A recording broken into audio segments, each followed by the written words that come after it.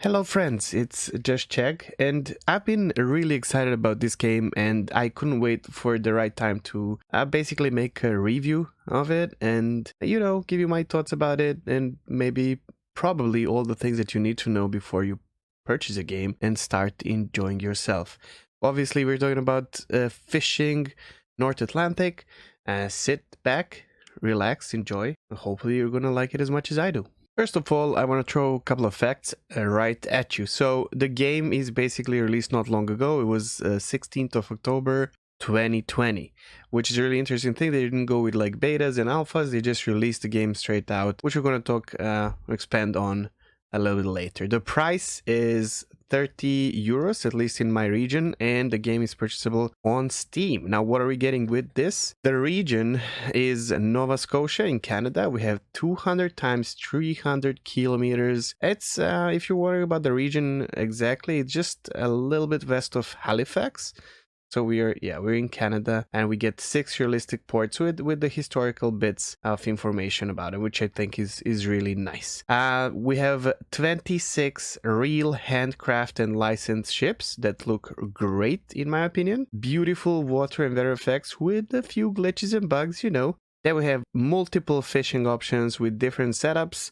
This is determined by the gear or equipment that you're using, and also ships. And each one comes with a mini game that enhances the gameplay. So we have harpooning, deep line, lobster, crabbing, long line, net, and trolling fishing. And this will determine basically how you're gonna digest the game yourself. You also get a couple of fish species. We have swordfish, tuna, lobster, snow crab, cod, haddock, pollock, redfish, mackerel, silver hake, and all these fishes have dynamic movement, which I think is new, and also they come in the certain seasons, which I think it's old. When I say new and old, the studio that is making this game, which is Misc Games, this is not their first game. They already made somewhat of a similar one, which is called Fishing Barents Sea. The Atlantic one is certainly a visual and the gameplay update, but in its core, it gives the same warm feels. Okay, so after throwing all the facts at you, I am going to expand with my thoughts on it. So we have a game that the developers call Commercial Ship Simulator, and I would somewhat agree with this. As someone who has spent a lot of time on board ships, I do enjoy it's like you can literally play it to a point where if you're not using fast travel or teleporting from town to town, you can have that realistic feel of ships going around. You have day and night cycle, you have a lot of motion in the ocean, different ships act differently. You got to learn your ship not to bump around, or when you are trying to fetch your fish and stuff like that. So it definitely gives that soft simulator feel. It's definitely not 100% sim. It's not like something that you would expect from, let's say, Flight Simulator 2020 or something like that. But I do agree that in its core, it's more sim than an arcade, but it can be played both ways, which I think is good. And I just want to mention that there's not really many other ship sim games out there, nor ship fishing games either. So yeah, regardless of which one you like, I think this is probably the best product on the market, which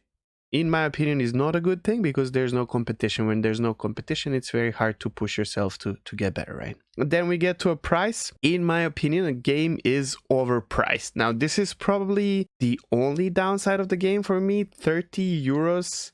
I mean, I'm not going to compare this to prices of other games, but yeah, I would say this game should probably be, in my opinion, somewhere around 20 euros, especially in my region. I'm from the Balkans region, I'm in Serbia. This is very, very expensive. Now, is the game worth it? Like in terms of hours? Well, I just bought the game, a couple of days ago when it came out, and I already decked out 30 hours of it, which would be like €1 per hour, and I am nowhere near finishing it. So is it worth it in terms of time? 100% yes, especially if you enjoy chilling, on the ocean and fishing and enjoying the ships and whatnot. So it's worth it, but I still think in current day and age, I think this game is overpriced. This brings us to the next topic, which is who made the game. The studio is called Misc Games, and this is where I want to explain a very important fact that this studio is made of 15-ish people. So it's a relatively small studio for such a game, and I think when I compare the number of people engaged versus the quality of the product and the feel, like that's really important for me. Like I really feel like I'm on the ship. I really feel that, you know, chill vibes of the ocean and whatnot, the atmosphere and everything. I think it's great. I think, like, when I compare number of people to the quality of the product, I think it's great. However, when I compare to the size of the studio to the price, then we go back to that. I think it's a little bit overpriced. A little bit. I don't think, like, I think the price itself will prevent some people from trying the game or buying it, you know, which maybe I can help you with. But once you buy the game and you start playing it, I don't think you're going to be regretting the money spent.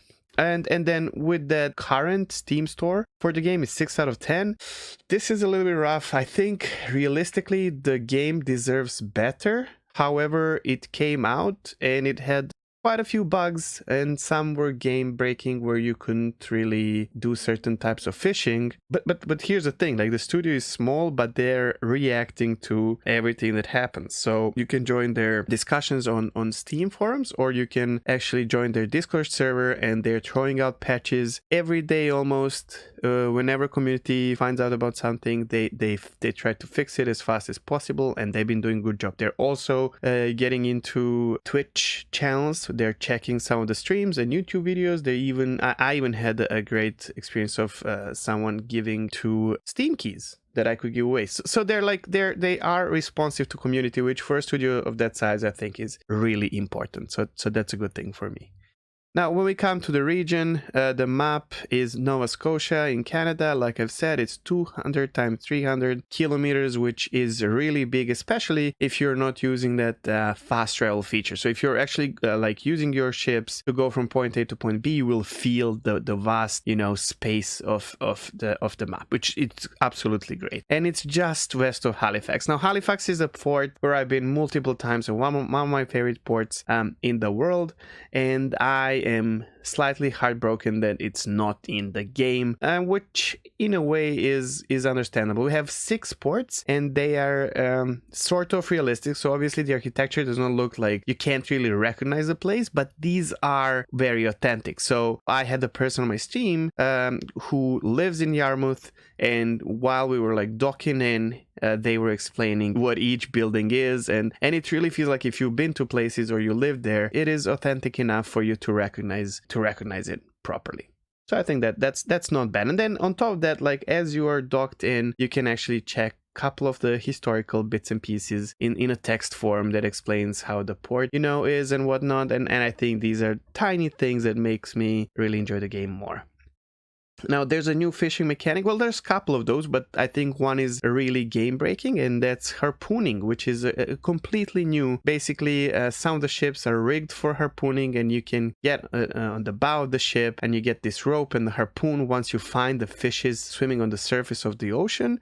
It's very strange experience. I would say positive. In general, the fishes are swimming in schools, and then they change direction. They're moving around. So the problematic thing is, like, you have to arrange your velocity of your ship and speed, and then you have to actually throw your spear and skill shot the fish. And then there's a little mini game where you know the game with the fish where you have to, like, pull it back while not breaking the line, right? I think this is where the game suffers mostly from being single player only, and I'm going to expand on that a little bit later. So in general, I love it. I think it's a great mechanic for those like me who are really enjoying sailing around the ocean. Well, sailing without sails, but you know what I mean. And yeah, occasionally finding a school of fish and maybe harpooning tunas and swordfishes.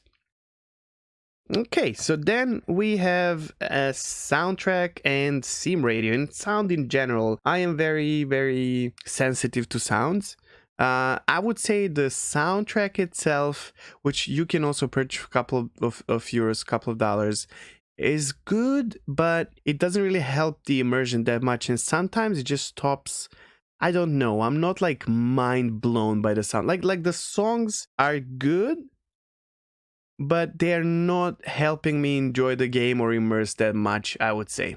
However, in fishing North Atlantic, they added something absolutely amazing that unless you're a streamer, you are probably going to enjoy a lot because it adds so much to immersion. They added a sim radio, so you basically, while you're in your cabin, you can look at your music player and you can switch to a radio station, and the radio station is the same one that you can get in Euro Truck Simulator or American Truck Simulator or a farming simulator and probably a couple of other sims. This is an absolute great addition. If you don't know what I'm talking about, Google it, figure it out. It's really great, and huge shout out to those guys who are in charge of sim radio. So just to put it into perspective, this is a real radio with hosts and radio shows and really great music that is aware of their presence in sim games. So it's a very, very interesting and interactive experience. Definitely check it out. And if you're playing a game, try it yourself. Be careful though, if you're a streamer like me and you're worried about DMCA, don't play the radio while you are streaming. Definitely a lot of copyrighted music, but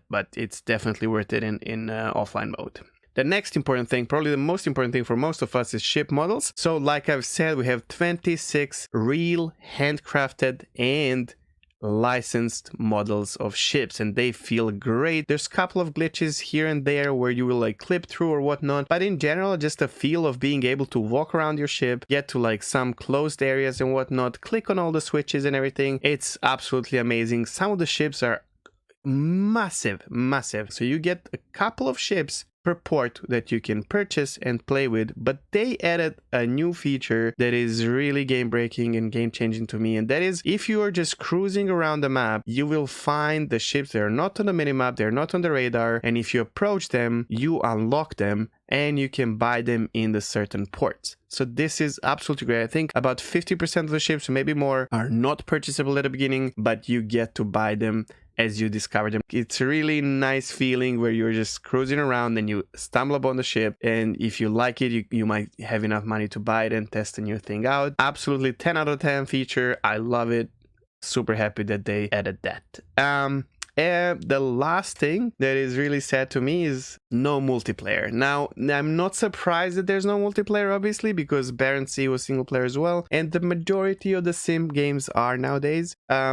But this game really would be, you know, when you think about fishing in general, regardless of if it's like a boat fishing or you know, just fishing, you think about having fun with a friend or two. You know, fishing is very often a group activity, and especially in this game, I see some issues with it because you can skip time. If you had servers, like for example in Fallout 76 or Borderlands or something like that, where you can play multiplayer co-op with like a friend or up to 4 friends, for example, where in this server you cannot skip time, or you cannot skip time unless everyone does it. Not to mention if this was a tiny MMO with like 50 people per server, like something that Star Citizen does, I think it would add so much. It would add so much, because a lot of times you have to hire crew to help you with like certain types of fishing. And on top of that, the new feature that is harpooning, where it would be absolutely great experience for one person to steer the ship around, you know, while the other one is explaining to them where the fish is and trying to harpoon it. I think it would be 10 out of 10 multiplayer gameplay, and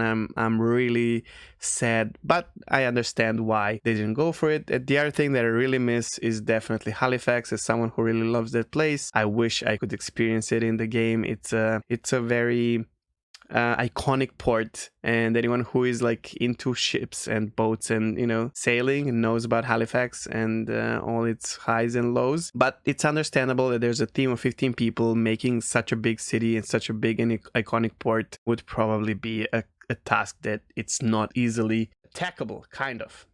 So this already feels like a very, very long review, which I'm not feeling bad about.